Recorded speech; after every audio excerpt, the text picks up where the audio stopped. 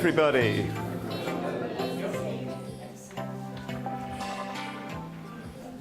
I was at a conference, Agile in the City, Bristol, last autumn, giving a workshop on solutions-focused coaching for psychological safety.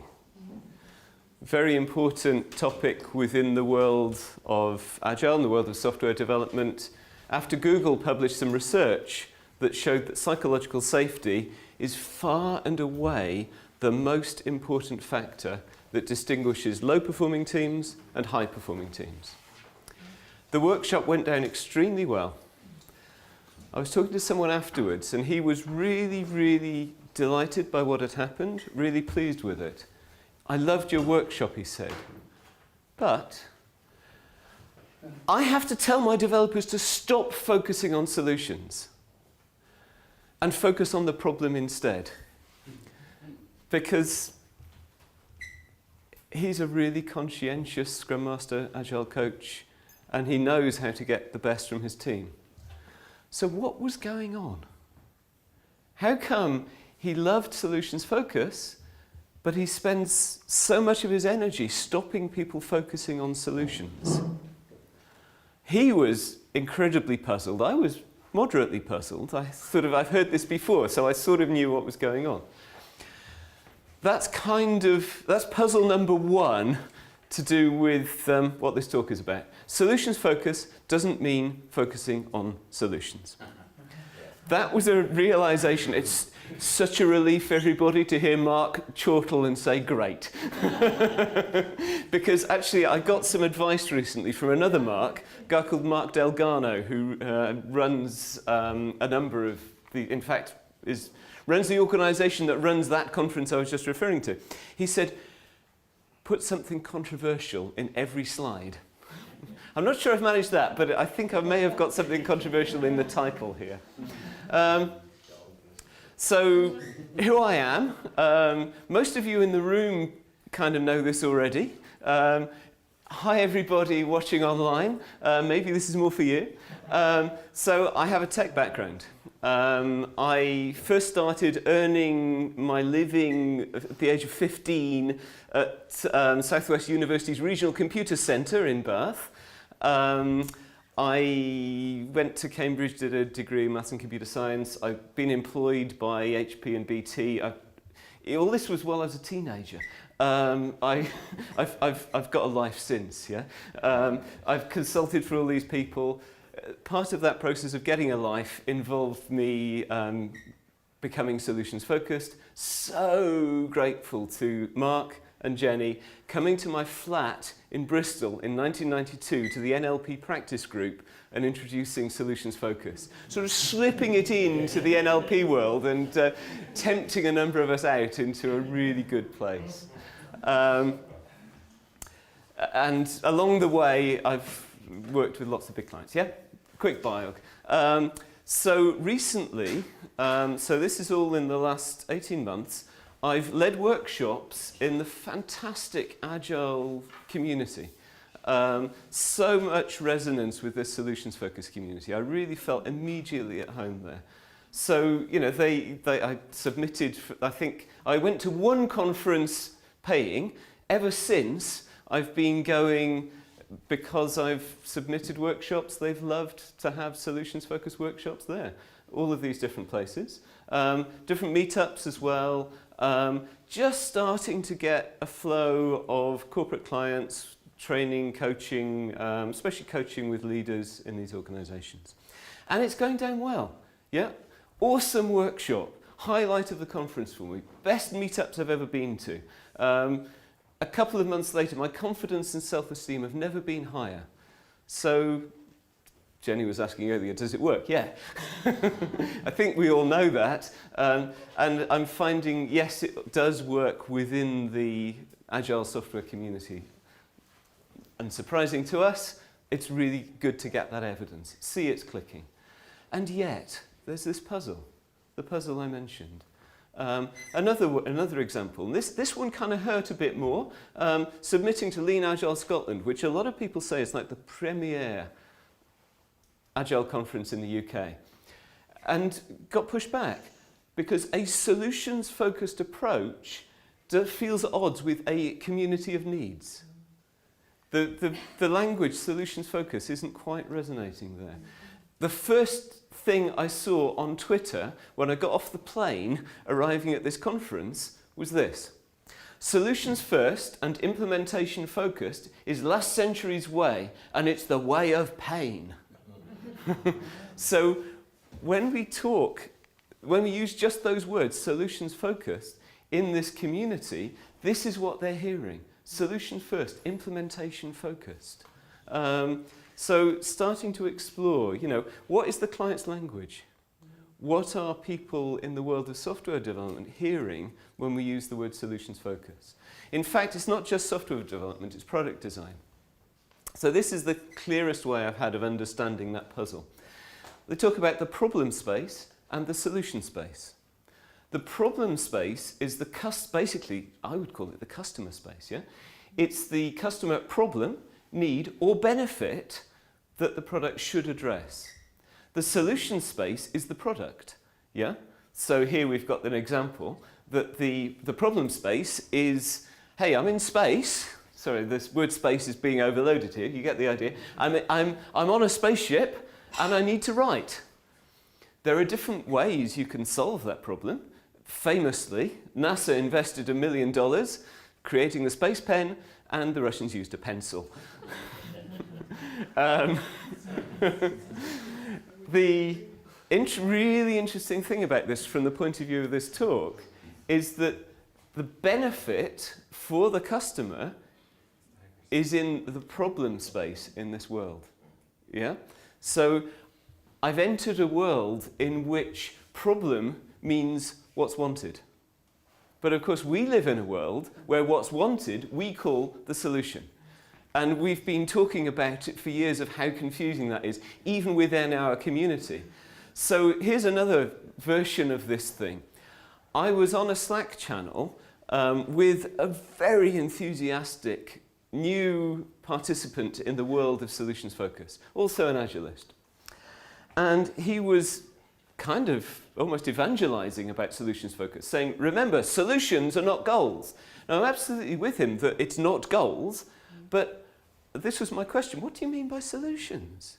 He was using this word, and I sort of went, hang on a minute. And this is how I ended up with the title of this talk and giving it. It's like, hang on a minute. We call ourselves solutions focused, but we don't actually, so the word solutions, other than in the title of our profession, isn't part of our language. It's not part of our grammar. If I'm wrong, I would love to be corrected, but I can't find solutions within our grammar of what we do. The name solutions focus arose for very, very good reason. So, this is my attempt at a very quick history. Lots of people in this room were there, so I apologize. All mistakes have been introduced by me. So we started off, therapy started off, not we.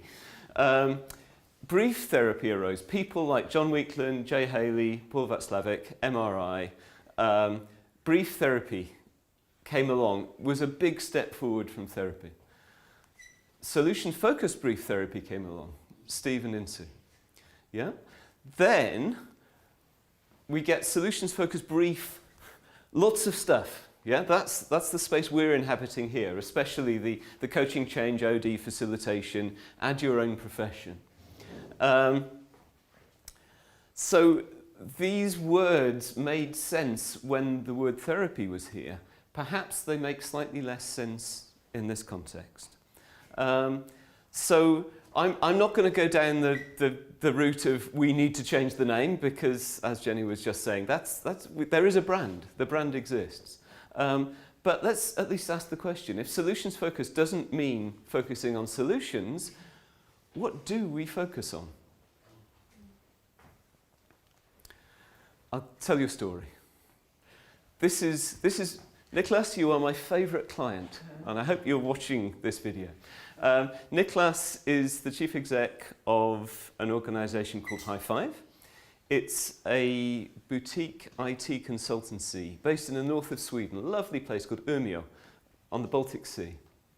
And Niklas, many of you know him from this community. He was dragged to a Seoul conference like this one, and people are smiling, within 10 minutes his plan to hang out at the back and not be noticed had been thwarted, and his expertise was being drawn in despite having no previous knowledge of SF. Anyway, he has taken high five on a solutions-focused journey. That's a wonderful journey. This is just one little example, one story from this. Many of you will have heard it before. So there was a problem. The problem was a secret problem because there was some, within their server room, within their cloud, there was a security risk. It had never been breached, it probably never would, but if it was, the consequences would be quite serious. So every team meeting, they would try and work out what to do. And of course, they started off by trying to find out what the problem was, which makes sense in the world of hardware, computers. You find out what the problem is, you change it around, you either swap out the component or you fix it, and all is good. This is what you do with servers. This is what you do with computer software. You debug it, you fix it. So they were doing this for 2 years, yeah? Meeting after meeting after meeting. They were debating what the problem was. They were debating what the nature of this thing was, what was causing this issue. After some solutions-focused training, Niklas started asking a different question. He asked the question, suppose we took a clean sheet of paper and designed a solution from scratch that was the best of the best.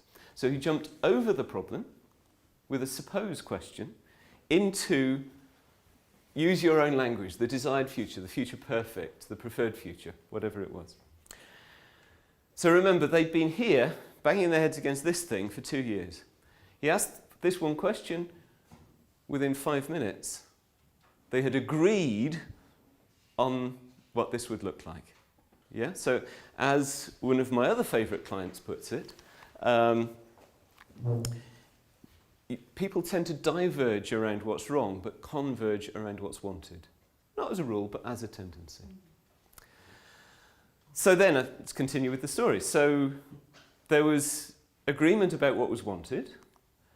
What's worked before? There was someone in that meeting who wouldn't normally be in a meeting about the security in the server room, who happened to know about one little piece of technology that could help. Put that into place. Within 2 weeks, they'd gone from 3.5 on the scale to 6.5 on the scale in terms of confidence in their security. Within 2 months, they'd got a solution that was fully rigorous, they're completely happy with. I emailed Niklas on the journey here, and he says they are now ISO 27,000,005 whatever, ISO certified in security to the highest standard. Yeah, so they have really, really nailed this one. They're also one of the few organisations. They were the first ones in Sweden to be ISO certified in 5 different things. Forgive me, I'm not familiar with the world of ISO certification. Anyway, they are world leaders in achieving these standards. I think that's what we can take from this, yeah? So let's just have a little bit more about High Five. They generally say their meeting efficiency has gone up by a factor of 3 using solutions focus. They've applied it to lots of things. And take a look at this. Turnover growth for about 10 years was 3.4%. Start of solutions-focused training, 50%. That's not bad, is it, organisational growth? I'm afraid I've got some bad news, though. They're slipping.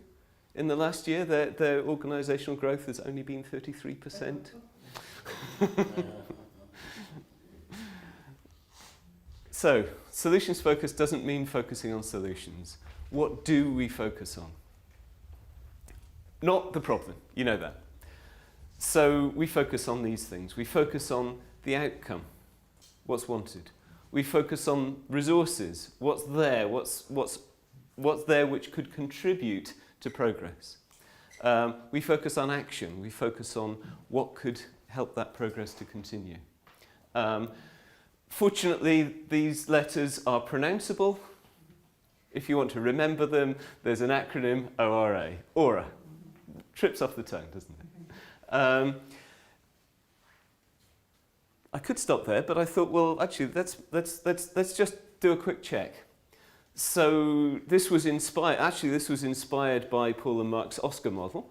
But let's check the different models that at least I'm familiar with within solutions focus. So if we talk about the 6 solution tools, if we talk about Paul and Mark's Albert model, we've got outcome, what's wanted. We've got resources. We've got action. Yeah, so it fits with that. If we look at Brief's solution gallery model, we've got what's wanted, we've got resources, we've got action. If we look at, and forgive the old slide, but if we look at Peter Jarbo's models, we've got a coaching agreement and a preferred future. So again, we've got outcome, what's wanted. We've got forerunners, so resources. Progress clues, which is a really nice sort of slide. It sort of includes things which might be resources sliding into the future and action, and then a conclusion. So that's how I fit them all together. So, just to wrap up, solutions focus doesn't mean focusing on solutions. It means focusing on outcomes, resources, and action.